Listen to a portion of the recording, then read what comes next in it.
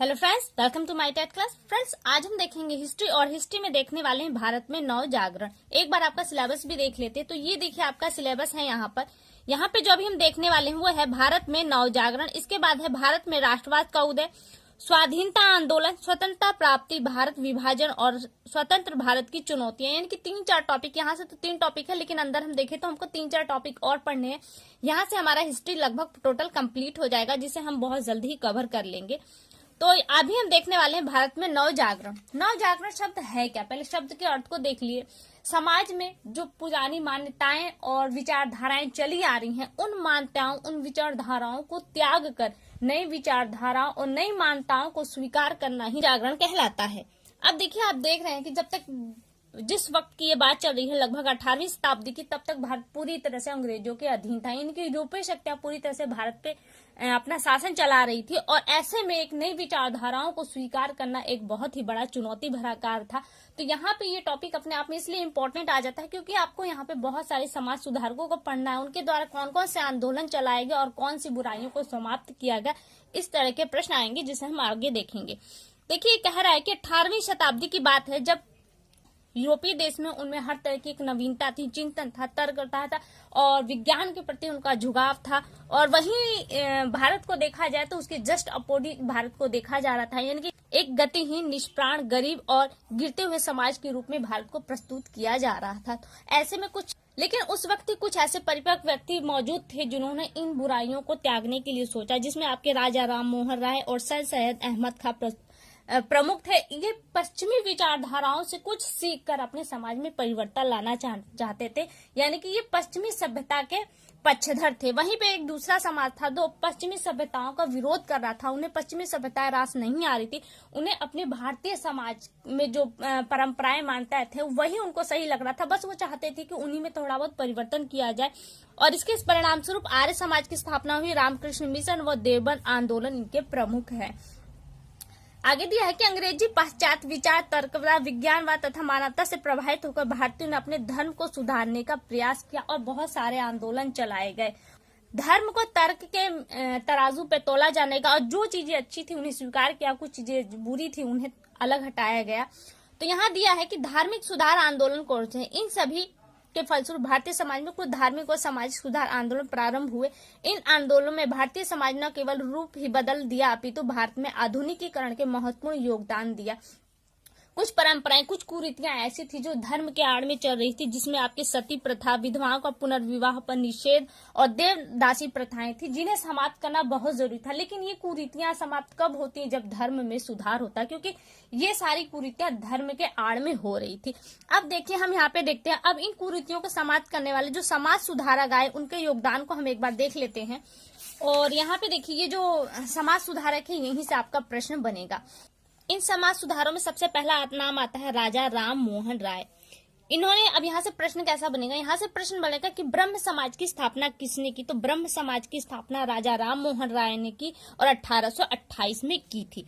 इन्होंने बहुत सारे जो कुरीतियां थी उनका विरोध किया, जिसमें आपका बाल विवाह, बहुपत्नी प्रथा, जाति प्रथा, बलि प्रथा, पर्दा प्रथा का विरोध किया। साथ ही ये विधवा पुनर्विवाह, अंतरजातीय व महिलाओं के अधिकार, महिलाओं के शिक्षा के पक्षधर थे। मूर्ति तथा व्यर्थ के कर्म कांडों में इन्हें विश्वास नहीं था। इनके बहुत ज्यादा प्रयासों के बाद, कोशिशों के बाद लॉर्ड बेंटिंक ने 1829 में सती प्रथा रोकने पर कानून बनाया, यानी कि इनके राजा राम मोहन राय की कोशिशों के बाद। प्रश्न यहाँ से बनेगा कि सती प्रथा कब समाप्त हुआ? तो 1829 में हुआ था। किनके प्रयासों से हुआ था? तो राजा राम मोहन के राय के प्रयासों से थे। और किसने किया था? तो लॉर्ड बेंटिंक ने किया था। अगले आ जाते हैं ईश्वरचंद विद्यासागर। ईश्वरचंद विद्यासागर को देखा जाए तो ये एक समाज सुधारक, लेखक और शिक्षक थे। ये भी समाज में बहुत सारी जो कुरीतियां थी, परंपराएं थी, इनका ये विरोध करते हैं। इन्होंने भारत में बहुपत्नी एवं बाल विवाह का जोरदार विरोध किया था और ये विधवा पुनर्विवाह और महिला शिक्षा के समर्थक थे। इनके प्रयासों से ब्रिटिश सरकार ने 1856 में विधवा पुनर्विवाह अधिनियम पारित किया, यानी कि विधवाएं अब विवाह कर सकती। तो किस नियम के अनुसार? 1856 में जो विधवा पुनर्विवाह का एक्ट पारित हुआ उसके अंतर्गत। अगला आ जाता है दयानंद सरस्वती। दयानंद सरस्वती को देखा जाए तो ये दयानंद सरस्वती नामक सन्यासी ने आर्यों की वैदिक संस्कृति को अपनाने पर जोर दिया, यानी कि वैदिक संस्कृति को ये ज्यादा बल देते थे और इन्होंने आर्य समाज की स्थापना की। यहाँ से प्रश्न बनेगा आर्य समाज की स्थापना किसने की थी? तो दयानंद सरस्वती ने की थी। और कब की थी? तो 1875 में की थी। ये वेदों की में ज्यादा विश्वास करने थे। उन्होंने कहा कि वेदों को ज्ञान का खजाना भी बताया। आगे दिया है, आगे नाम आता है महादेव गोविंद रानाडे का। इन्होंने 1867 में मुंबई में डॉक्टर आत्माराम पांडुरंग द्वारा स्थापित प्रार्थना समाज को प्रसिद्धि दिलाने का श्रेय महादेव गोविंद रानाडे को जाता है, यानी कि इनको दिया जाता है किसे? प्रार्थना समाज के प्रसिद्धि के लिए। आगे आपके देखिए नाम है रामकृष्ण परमहंस। रामकृष्ण परमहंस का भी योगदान महत्वपूर्ण था। ये भी एक ईश्वर की उपासना में, यानी कि ईश्वर एक है उसकी ही उपासना करनी चाहिए तथा पश्चिमी संस्कृति की अपेक्षा भारतीय संस्कृति को उत्तम बताया, ये है वो। अगला नाम आ जाता है स्वामी विवेकानंद। स्वामी विवेकानंद रामकृष्ण परमहंस के शिष्य थे। प्रश्न बनेगा कि स्वामी विवेकानंद किसके शिष्य थे? तो वो रामकृष्ण परमहंस के शिष्य थे। उन्होंने रामकृष्ण मिशन की स्थापना की थी। कब की थी? 1996 में की थी। ये 3 प्रश्न यहाँ से देखिए आपके बने। सन 1893 में शिकागो में विश्व धार्मिक संसद में हिंदुत्व की बात रखी। वह भारतीय समाज के पश्चिमी छाप के विरोधी थे। वे गर्व से कहते कि मैं भारतीय हूँ और प्रत्येक भारतीय मेरा भाई है।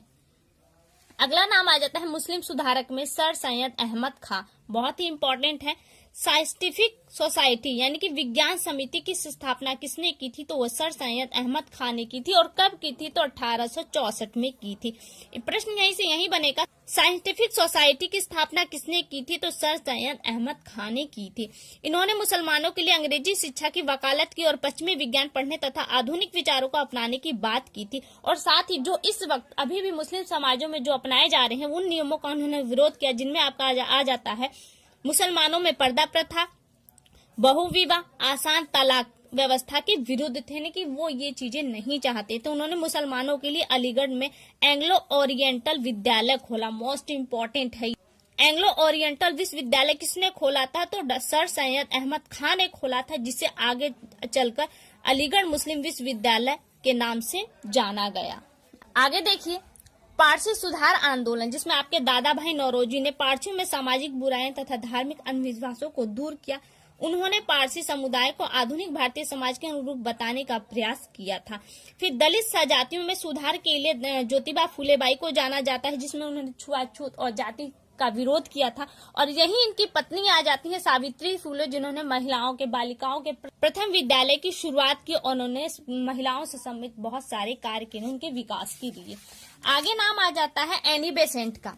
एनी बेसेंट ने सन 1896 में थियोसॉफिकल सोसाइटी स्थापित की। प्रश्न बनेगा कि थियोसॉफिकल सोसाइटी की स्थापना किसने की थी? तो एनी बेसेंट ने की थी। एनी बेसेंट की वैदिक धर्म में रुचि थी और इन्होंने श्रीमद् भागवत गीता का अंग्रेजी में भी अनुवाद किया था। और ये विदेशी संस्कृतियों से कहीं अच्छा भारतीय संस्कृतियों को मानती थी और भारत के स्वतंत्र आंदोलन में सक्रिय भाग लिया और ये जेल भी गई। आगे आ जाता है आपका पंडिता रमाबाई। पढ़ी लिखी प्रथम महिला थी जिनका बहुत ही ज्यादा विरोध हुआ था। इनका सबसे बड़ा योगदान था कि भारत में इन्होंने विधवा महिलाओं को शिक्षित करने के लिए शारदा सदन नामक आश्रम व स्कूल खोला और महिलाओं को अपने पैरों पे खड़ा होना सिखाया। तो यहाँ से ये टॉपिक आपका कंप्लीट हो जाता है। ये देखिए आपका अभ्यासकार आ गया। बहुविकल्पीय प्रश्न इसे देख लेते हैं।